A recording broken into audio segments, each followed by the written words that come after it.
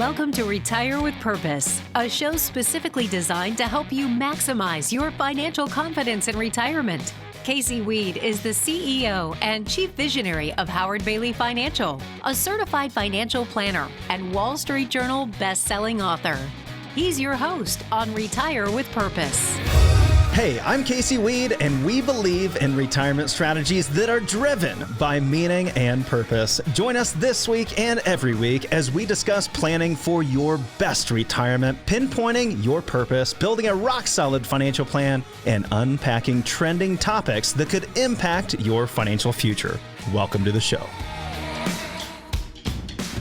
Welcome to Retire with Purpose, the science of retiring with confidence, the art of living with purpose. This is your host, Casey Weed. Joining me, as he does every week, my good friend and co-host, Marshall Johnson, here with me. Hey, hey. And we're here to have a wide-ranging discussion on everything retirement. So whether you're at retirement, in retirement, near retirement, or you're just seeking that job optional status, you have found yourself a home. We're going to have a discussion about retirement income war chest. So do you have a war chest for your retirement income? We're also going to talk Social Security, Medicare. We're bringing back on nationally renowned, I guess I should say world renowned, given that he is the best-selling business book in the world at one point. That was David McKnight.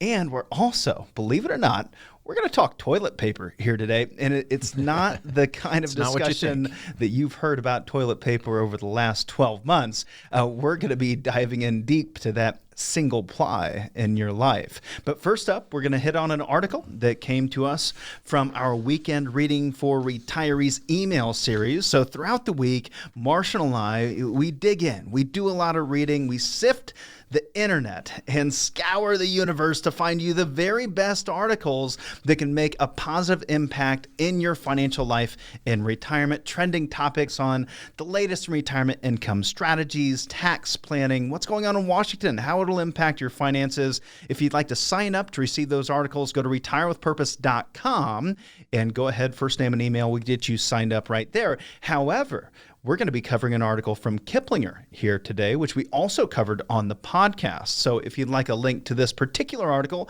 check out the podcast tab and listen to our full-length discussion on this article titled, "Are You Going to Be Okay in Retirement? One easy calculation can provide the answer." Ooh, I like that. One easy calculation. And how about that question? Are you going to be okay in retirement? You know, with a year like we saw in 2020, there was a big downturn in March of 2020. Market lost 32% from its highs at one point.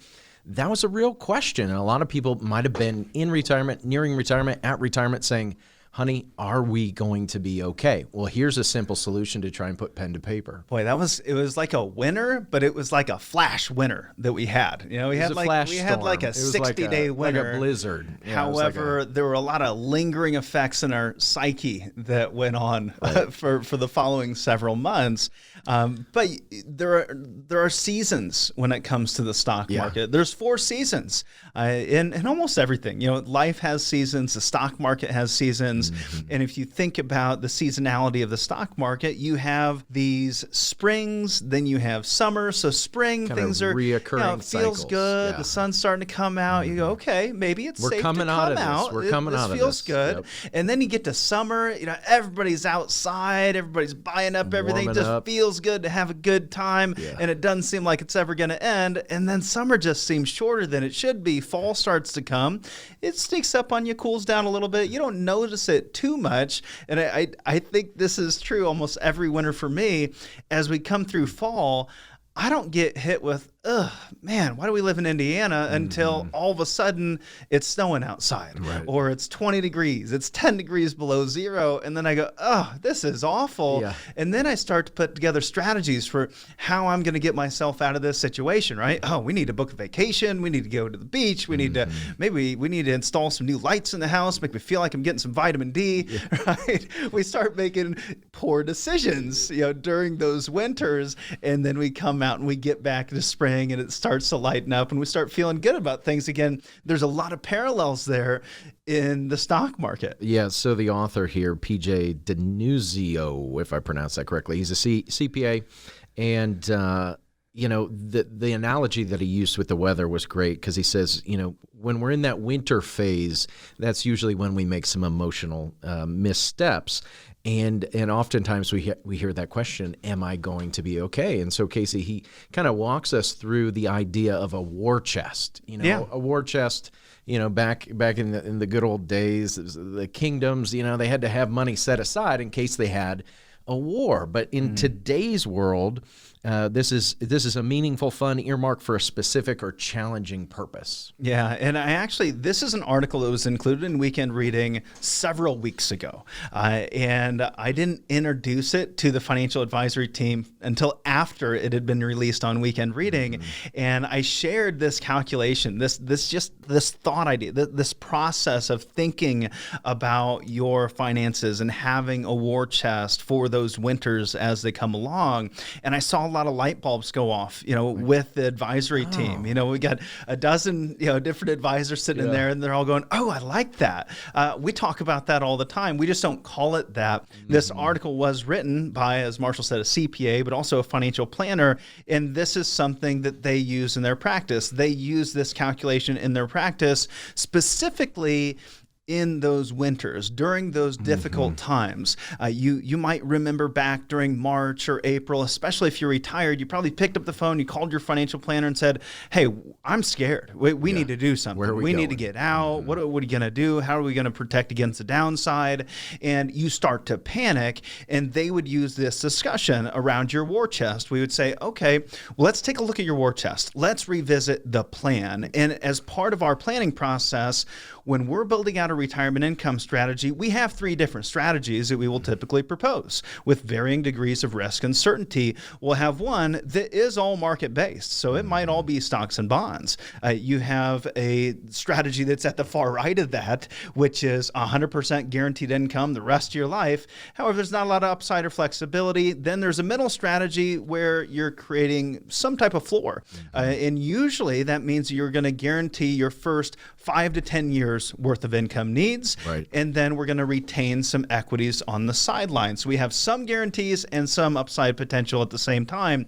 And in all 3 of those scenarios, there is a war chest being created. The war chest is being created with a different type of asset class, and there's a different size of war chest with each one of those individual strategies.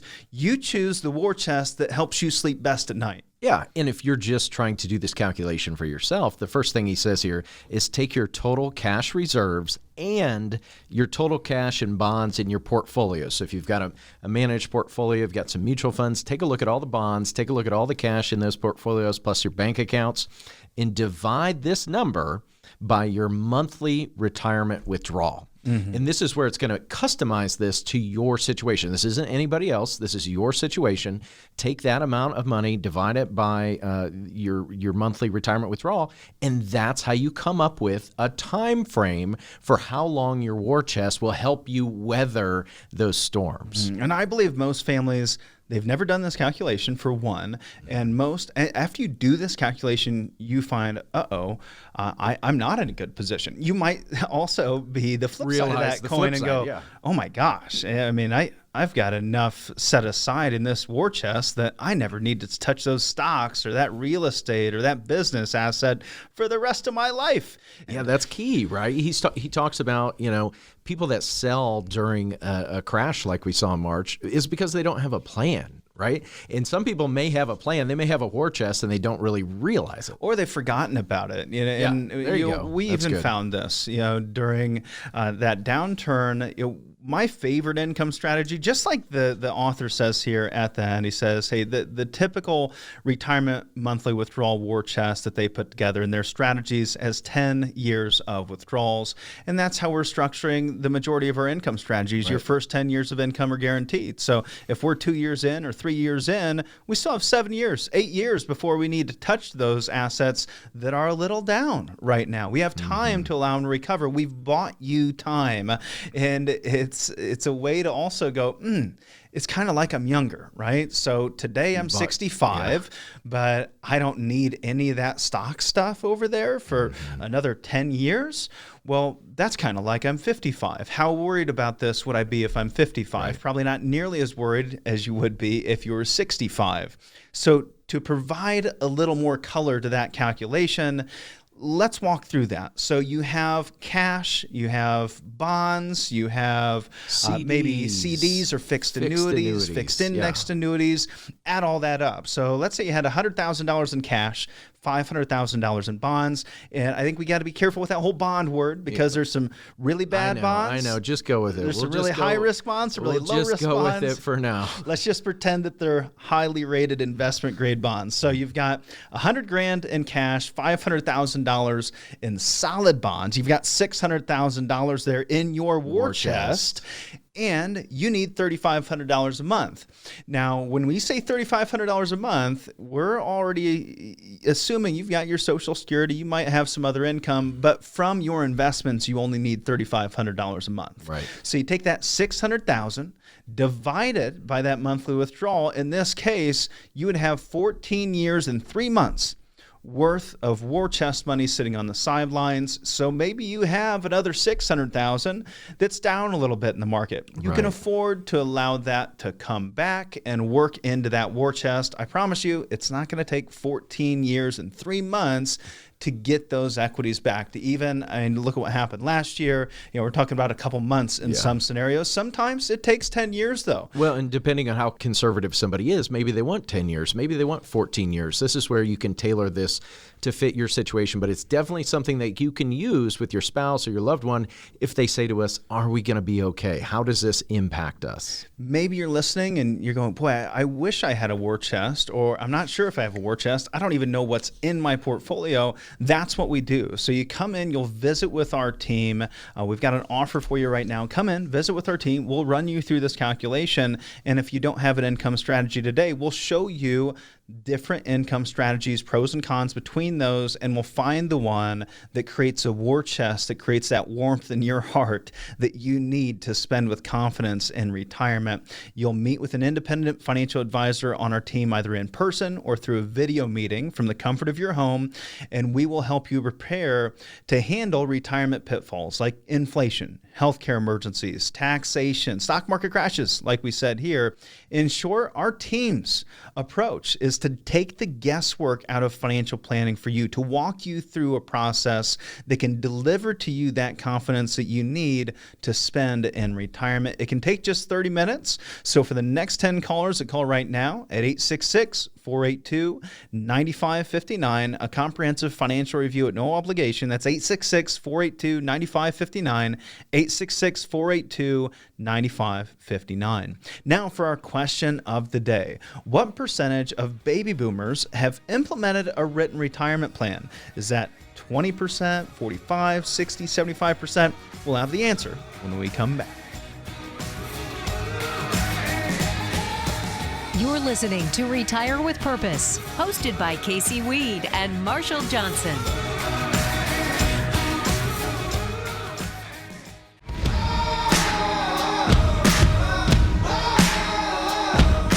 This is Retire with Purpose, hosted by Casey Weed and Marshall Johnson.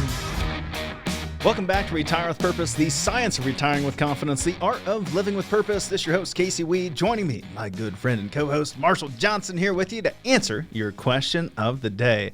What percentage of baby boomers have implemented a written retirement plan? Is that about 20%, 45, 60, 75%? Marshall with the answer. That's hovering right around that 20% mark, Casey Weed. Only 22% of baby boomers have set forth a written retirement strategy. Now, my dad always used to say, how would you expect to get where you're going if you haven't actually put it in writing? If you don't have a map to get from point A to point B, how do you know you're actually going to end up where you want to end up in?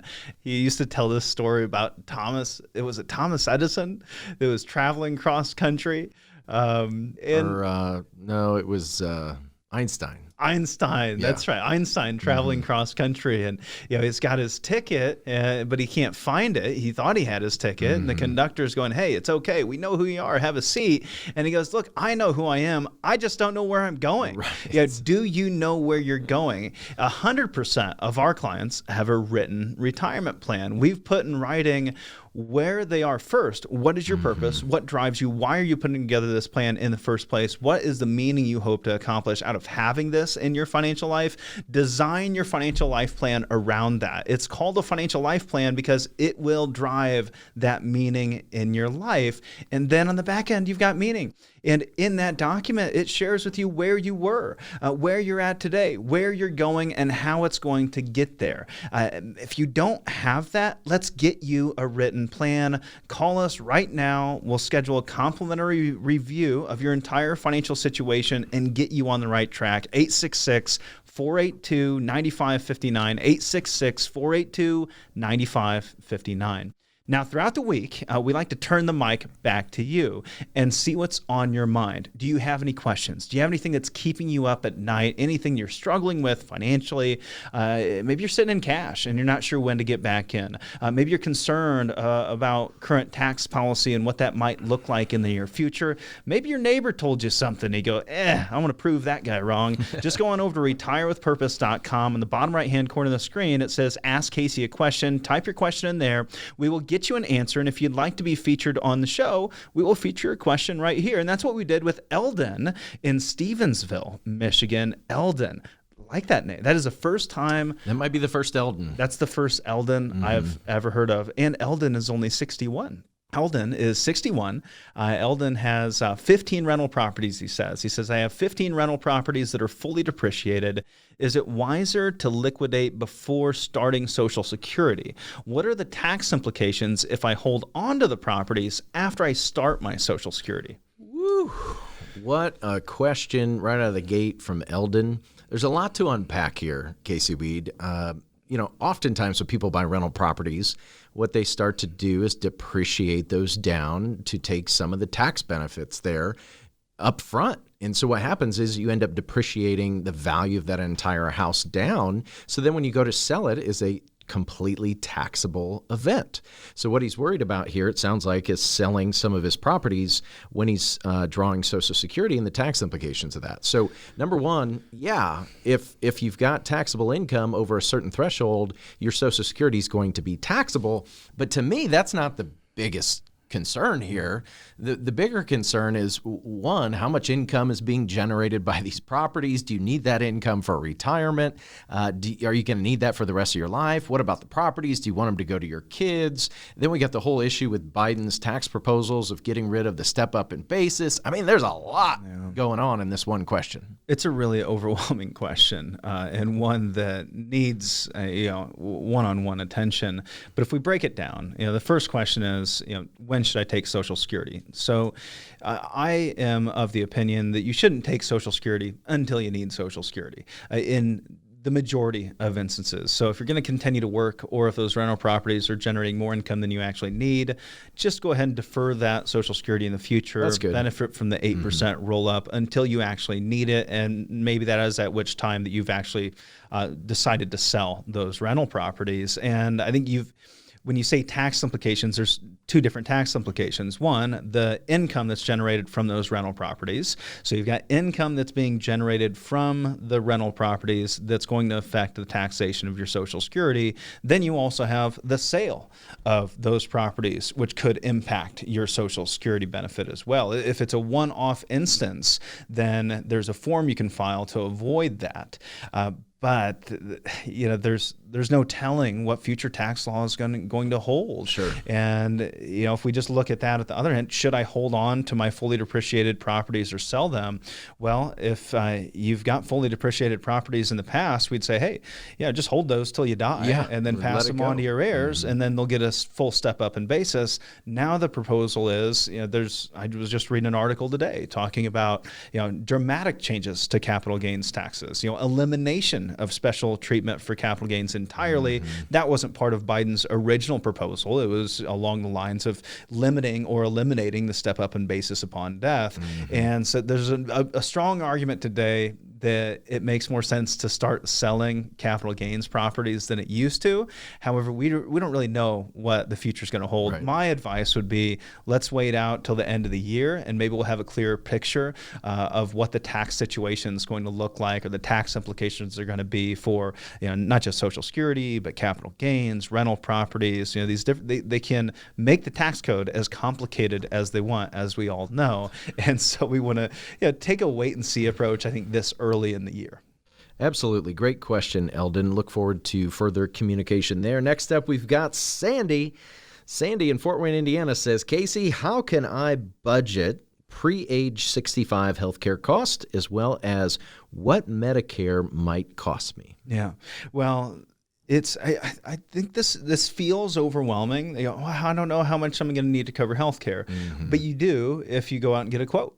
So go on the exchange. You can run the quotes yourself these days. Go on the exchange, figure out approximately what your premium would be with the very best coverage that you could possibly get. If you're still employed, check with your employer, see what the COBRA situation is. Some employers today offer a bridge to retirement until you qualify for Medicare. They allow you to continue your employer's coverage, and they might even pay for it. So you want to check into those things. And then you want to get a quote on what Medicare might cost. And you can do that at medicare.gov to get an idea of what Medicare might cost in the future.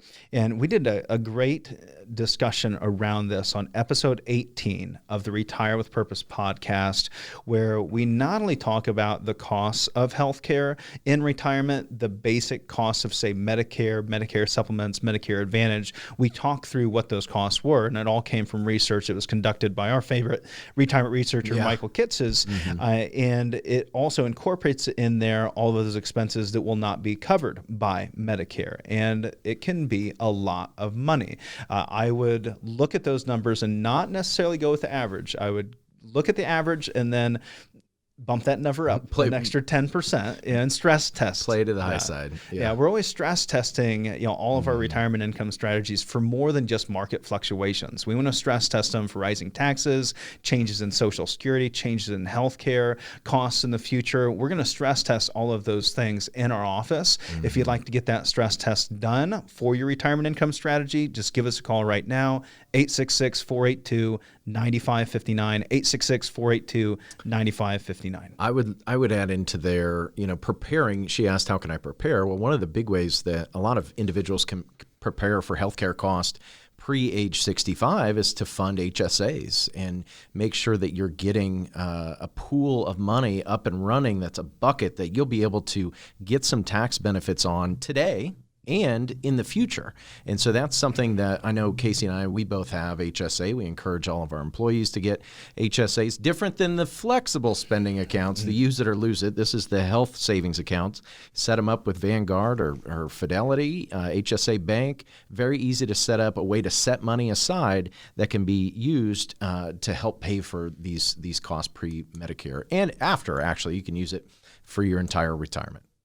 Our last question comes from Carolyn in Delphos. Delphos. Is that Delphos or Delphi? Delphos. Ohio? Well, there's both. I didn't even know there was a Delphos. Yeah, the Delphos. Delphi.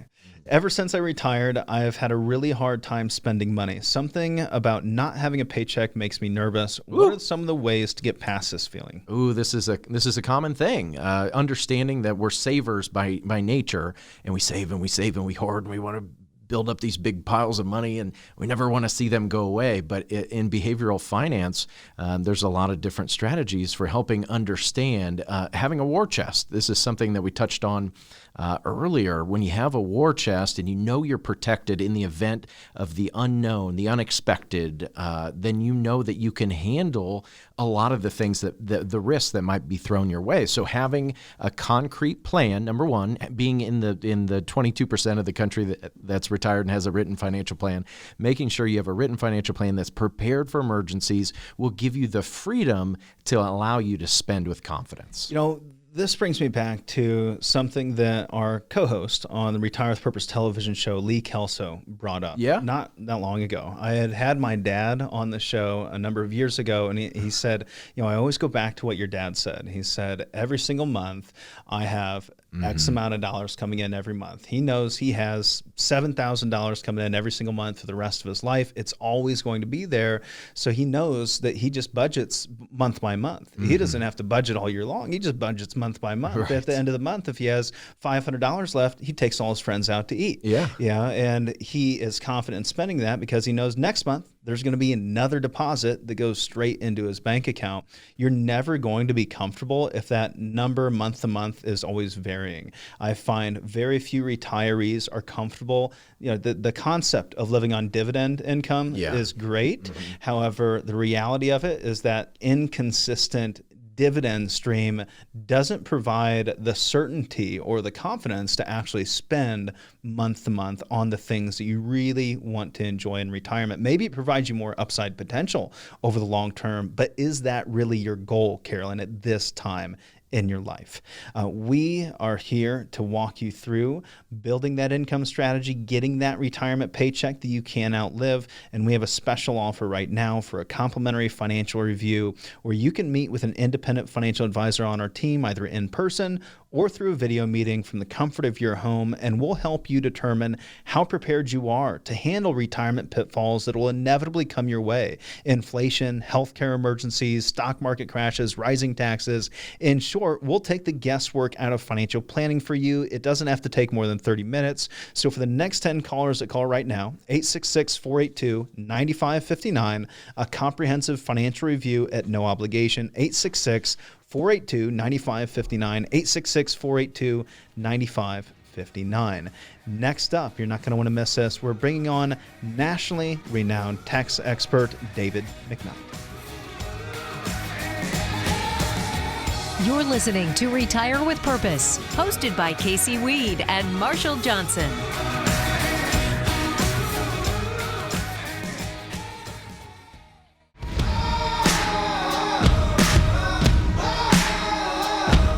This is Retire with Purpose, hosted by Casey Weed and Marshall Johnson. Welcome back to Retire with Purpose, the science of retiring with confidence, the art of living with purpose. This is your host, Casey Weed. Joining me, my good friend and co-host, Marshall Johnson, in conjunction with David McKnight. Yeah, buddy. This is a podcast feature from our most popular podcast of all time on the Retire with Purpose podcast. Catch it on iTunes, catch it on the podcast app on your Apple device, or just go to retirewithpurpose.com, click on the podcast tab, check out episode number 114 with David McKnight. David is a nationally recognized tax expert and has dedicated his career to warning us all why we should expect higher taxes in the future, as well as how to be in the 0% tax bracket when you retire. He is also the author of the global best-selling book, The Power of Zero. It was the #2 most sold business book in the world at one point, and it was also turned into an awesome documentary. We actually have a couple DVDs on hand. I'm sure we could let go. Wrangle one up for you. Yeah. So stay tuned. Do people still watch DVDs? I don't know. It's probably why we still have some left. Yeah. So stay tuned with us here in just a moment, and we're going to be featuring not only his insights on how taxes could impact your financial future, but we're also going to be offering his book, The Power of Zero, to you later in the show. So keep listening and find out how to get your own copy. We're going to kick off our feature here by just sharing what the Power of Zero really is. David McKnight shares with us here what the Power of Zero is and if there really is a 0% tax bracket. Listen, we're not suggesting people not pay tax. We're just suggesting that when given the choice between paying taxes at historically low tax rates or postponing the payment of those taxes till some point much further down the road, mathematically, you're better off paying them today. So that's really all we're saying. We have other people that say, Dave, there's no such thing as a 0% tax bracket. And I say, true. There technically is no such thing as a 0% tax bracket. But if you're living on a lifestyle of, say, $200,000 per year in retirement, and you're not paying a single dime to the IRS, what better way to call it than the 0% tax bracket? Tax-free, 0% tax bracket. I mean, it just has I just really love the way that falls off my lips. 0% tax bracket, there's power in the zero because if tax rates double 2 times 0 is still 0. So I call it the zero, even though there's no such thing. It's, if you look at the IRS tax table, it's 10, 12, 22, 24, 32, 35, 37. There's no such thing as a zero. But if you're tax-free, you and I, Casey, we can call it the zero.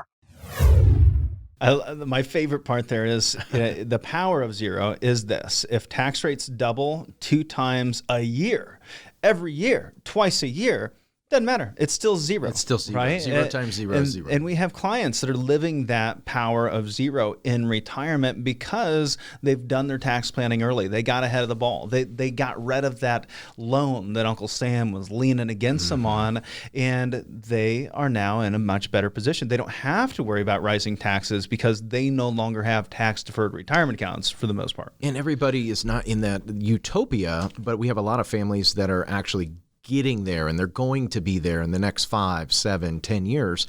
So start when you retire, start to look at strategies on how you can potentially get there one day. Yeah. And next up, Dave's going to share with us what the history of tax rates tells us about the future of tax rates. Some of the things that are said in here, you might not have been convinced before. Maybe you're now becoming more convinced that the future of tax rates is going to go up. But let's dive deeper into the long-term history, and that might take you level up.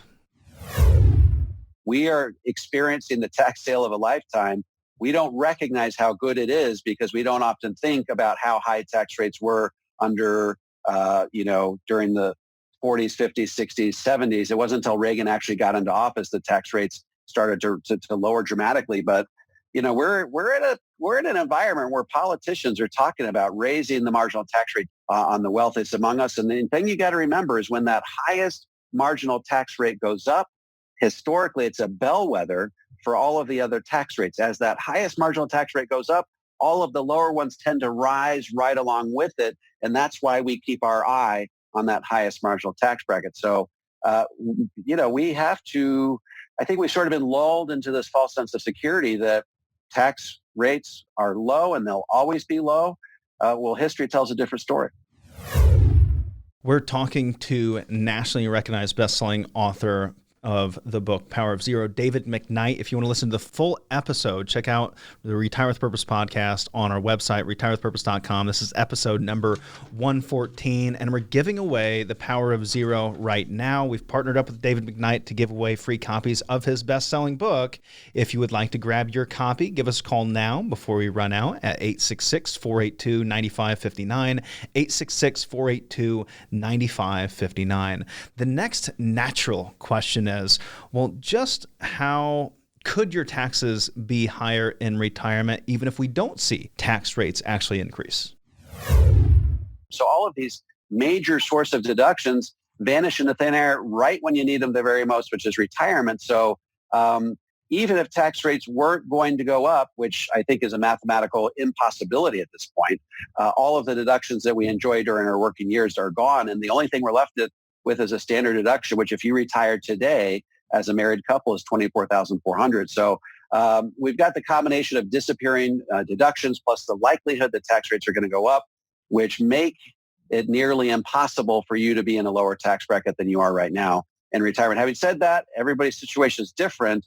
And the real catalyst that should help you understand what you should do in terms of whether you should shift money out of tax deferred to tax free comes down to what you believe in your heart of hearts about the future of tax rates. That is the single overriding variable when it comes to making these decisions. I happen to think, having examined all of the data and having interviewed most of the major experts on these types of things all across the country, particularly for the movie, I happen to be very, very frightened about the future of tax rates. And that's why I'm so motivated to do the types of things that I'm doing. There was a comment a while back on our YouTube page when we posted for this. I mean, this has become by far our most popular YouTube post, several thousand views. And somebody said, this is horrible advice. Everybody knows that taxes are lower in retirement than when you're working. And I'm going, wait, go back to what he said there. He said, it comes down in what you believe in your heart of hearts about the future of tax rates. Mm-hmm. So if in your heart of hearts, that's you, and you do not believe that there's any way that tax rates will be higher in the future than they are today, then don't do anything. This has to be a personal decision. There is no 100%. This is the answer to questions like this. Most questions in finance are like this, but this one in particular, taking money out of a tax deferred account, paying taxes on it today, that's a painful decision decision. You have to take some money and give it to Uncle Sam today when you could give it in the future, and you don't want to do that. Well, do what feels right in the heart of hearts. People ask all the time, how much should I convert to a Roth IRA? You have to do what's right in your heart of hearts. Do you do that in the 22, the 24% bracket? I do it all the way up to the 37% bracket just for the peace of mind, but that's what I feel in my heart of hearts. Yeah, I think it's a great point. And, you know, to that YouTube commenter, I would just have him sit down with any number of the single ladies or widows that I deal with on a weekly basis who are now forced into 28, 32% tax brackets when they were married and they and their husband never were outside of the 15 or the 25, and now they're forced into much higher tax situations in their 70s and 80s. These are difficult conversations, and there's very little that can be done on the back end. But you're right, Casey. It's a personal decision. People have to look at what they believe and then plan according to. Yeah, I just get a kick out of it when people say, when you retire, you're in a lower tax bracket. It doesn't make sense what David says. You know, come on. Use what's in your heart of hearts. So maybe part of this is something you got from your financial advisor. You say, you know, they're always talking about doing Roth conversions. CPA. They're always at Howard Bailey talking about doing Roth conversions. You know, we've been on this Roth conversion train for about a decade, and now I do actually see more financial advisors starting to do Roth conversions. It's starting to become more commonplace, but historically it really hasn't been. And you might be wondering why most financial advisors aren't promoting Roth conversions maybe as intently as we are. This was David McKnight's explanation. Yeah, and that's something I talk about in all of my workshops as well. Why do most major financial institutions not want to talk about this? It's because how do they get paid? They charge you a fee. If they're managing $1 million of your dollars and you're charging you 1%, they're making $10,000 per year off you. If you were to shift that $1 million to tax-free because you think that tax rates are going to go up, you might pay 25% tax along the way. So now you've got $750,000 sitting in your tax-free bucket. If they're still charging you 1%, now they're only making $7,500 per year off you. They just experienced a pay cut for persuading you that tax rates in the future are going to be higher than they are today. And for that reason alone, the major money management institutions, the Merrill Lynch's, the UBS's of the world, they don't even want to touch this conversation with a 10-foot pole. Casey, you and I, we don't care how much money we're managing. What matters to us is how much people get to spend after tax. That's the only number that matters. And if we can pay a tax today at a lower rate than what it would otherwise be 10 years down the road, then that's good for everybody. And look, we're not trying to persuade anything of you other than the fact that you need to have a tax strategy. You need to get the education around your taxes in order to make educated decisions in retirement. We have a special offer for you today so you can take that next step. We partnered up with David McKnight to offer a free copy of his best-selling book, The Power of Zero, How to Get to the 0% Tax Bracket and Transform Your Retirement, to you right now. This book was ranked number 9 by Forbes as one of the best financial resources in the country. It was ranked the number 2 most sold business book in the world in September of 2018. In this book, you'll find a step-by-step roadmap on how to reach that coveted 0% tax bracket by the time you retire. We have a box of copies here. We're going to be giving them away today until they're all gone. If you'd like to claim your free copy of The Power of Zero, give us a call right now at 866-482-9559, 866-482-9559, or just shoot us an email at info@howardbailey.com. That's info@howardbailey.com. Again, that was an episode number 114 of the Retire with Purpose podcast. Check it out at retirewithpurpose.com. Next up, we're going to be talking toilet paper. Where are you still using that single-ply? First-time callers are eligible to receive 1 in-stock book per request. Limit 1 book per week per household, up to 3 books per calendar year. See full terms at howardbailey.com/terms. You're listening to Retire with Purpose, hosted by Casey Weed and Marshall Johnson.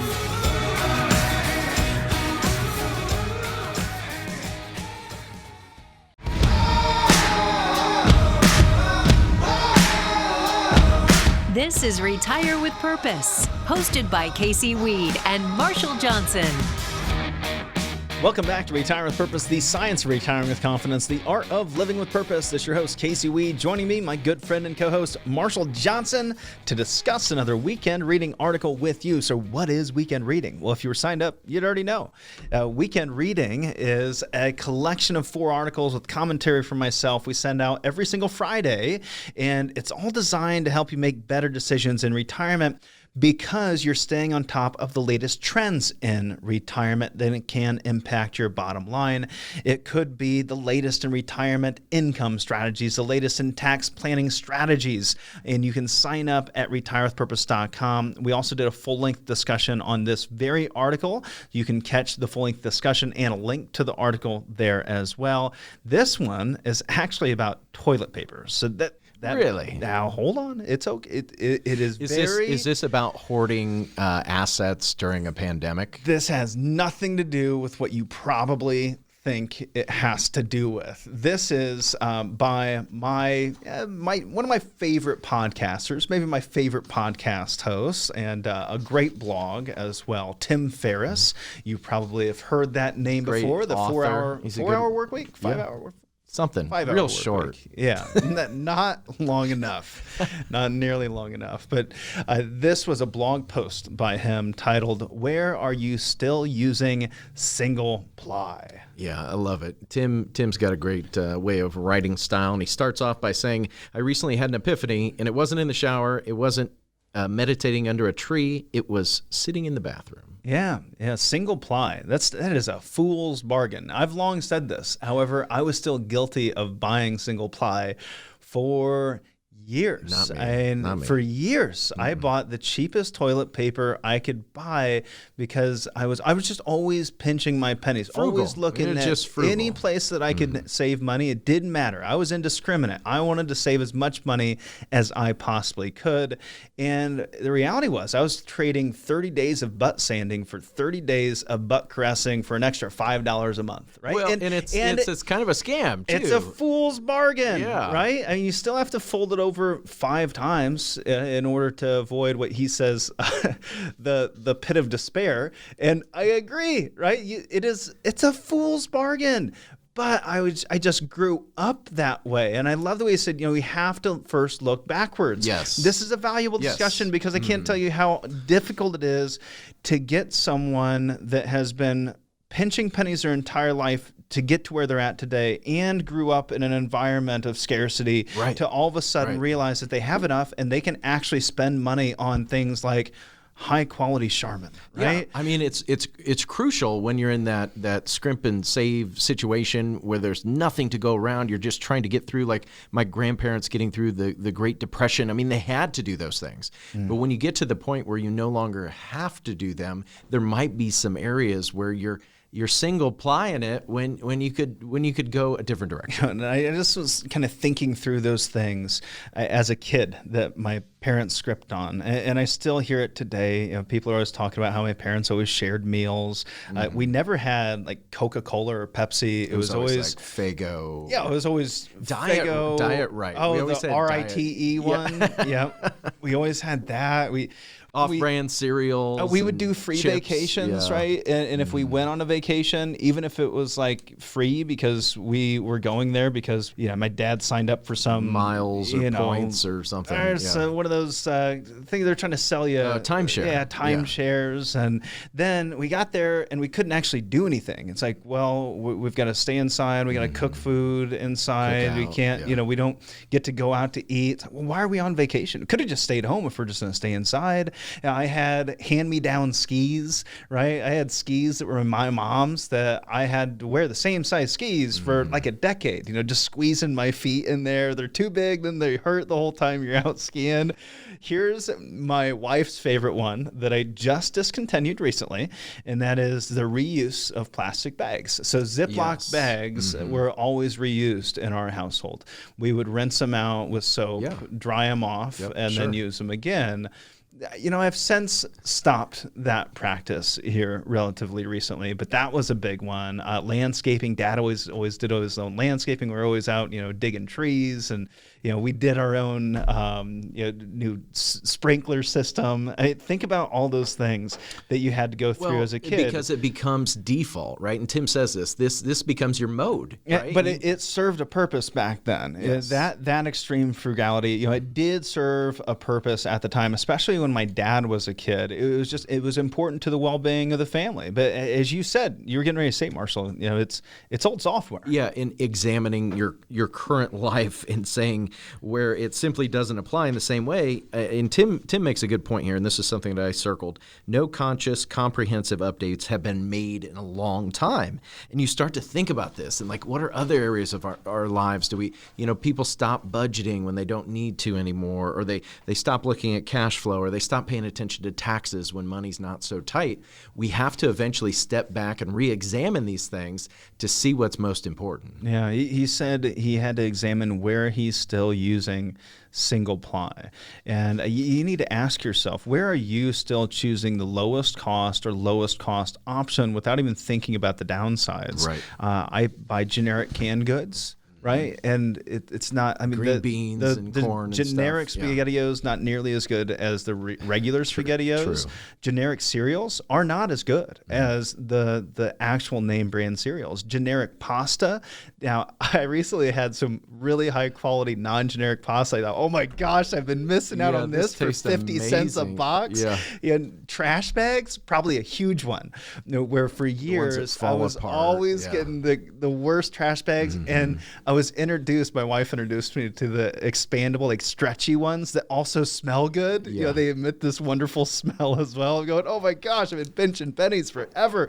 Generic toothpaste, cheap toilet paper, used cars. I mean, there's so many things that I historically and still choose the lowest cost option and take pride in it too. Yes. And take pride in it. That's a bigger issue. That you're taking pride in doing things that are unnecessary and actually cost you more than you're saving. So what Tim goes into in the next segment is, okay, take a look at your spending, do a past year review, and look at how you spend money and try to find areas that provided outsized returns. Look at how you're spending and look at some areas where you may be taking that frugal technique and making things more uncomfortable than they really need to be. Yeah, and then categorizing those things. You say, take those different things. Are they grouped in particular areas? Go back and look at your purchases for the last 12 months and shape the ones that had a positive impact in your life. Categorize the ones that had a negative impact in your life. Like for me, Amazon batteries,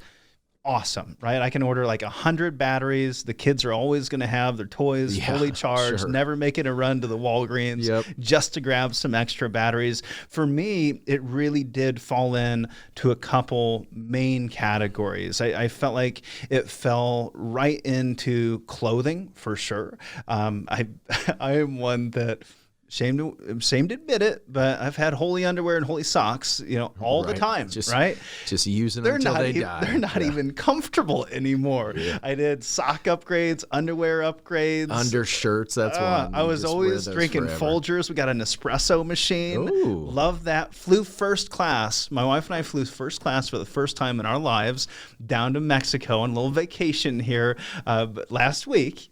And when we did that, it was only $100 extra round trip for the basic, foot cramp, neck hurts, baby screaming versus I have a recliner that I can lay down in for an extra $100.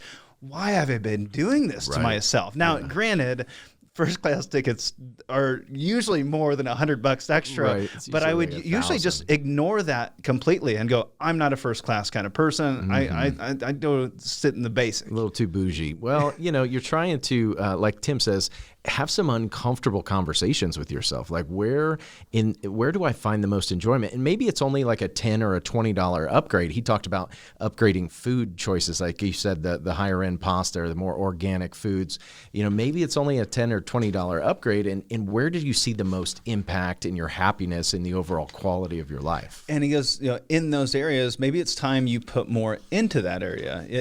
And I agree with Tim here. Some of the areas that I go, yeah, that really wasn't worth it.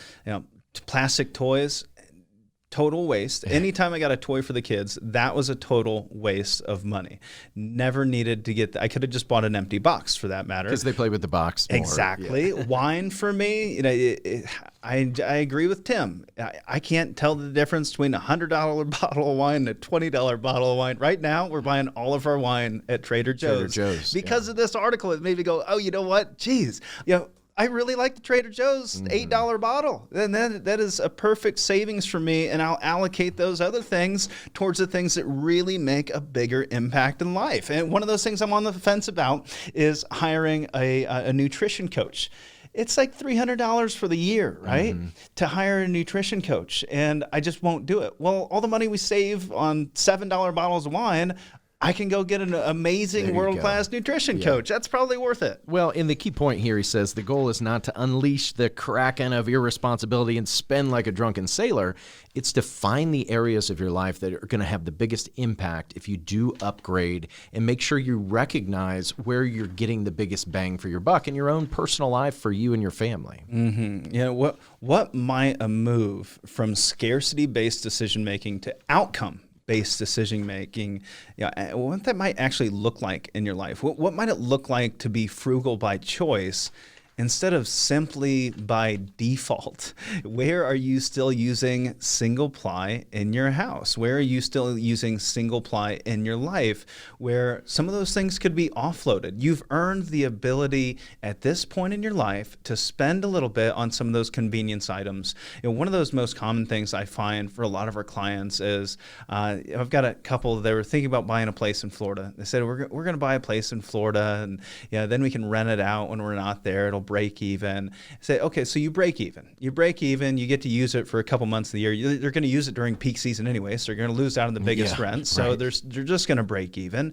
You have more than enough money. You could spend a little bit each year. You could spend $10,000 a year on spending a couple months in Florida, and then you never have to worry about having another thing. You never have to worry about that stuff that comes up when you have a rental property, dealing with the property manager even, or the dishwasher breaks down. You have to write a check for this. You have to write a check for that.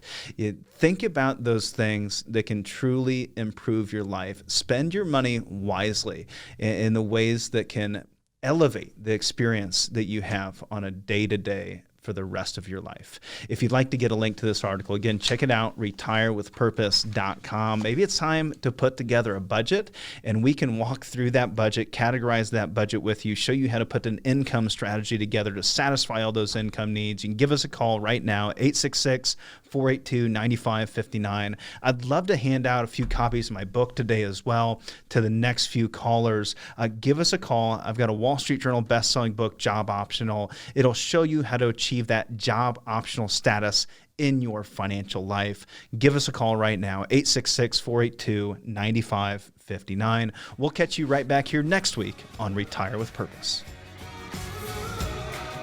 First-time callers are eligible to receive one in-stock book per request. Limit one book per week per household, up to 3 books per calendar year. See full terms at howardbailey.com/terms. You've been listening to Retire with Purpose, hosted by Casey Weed and Marshall Johnson.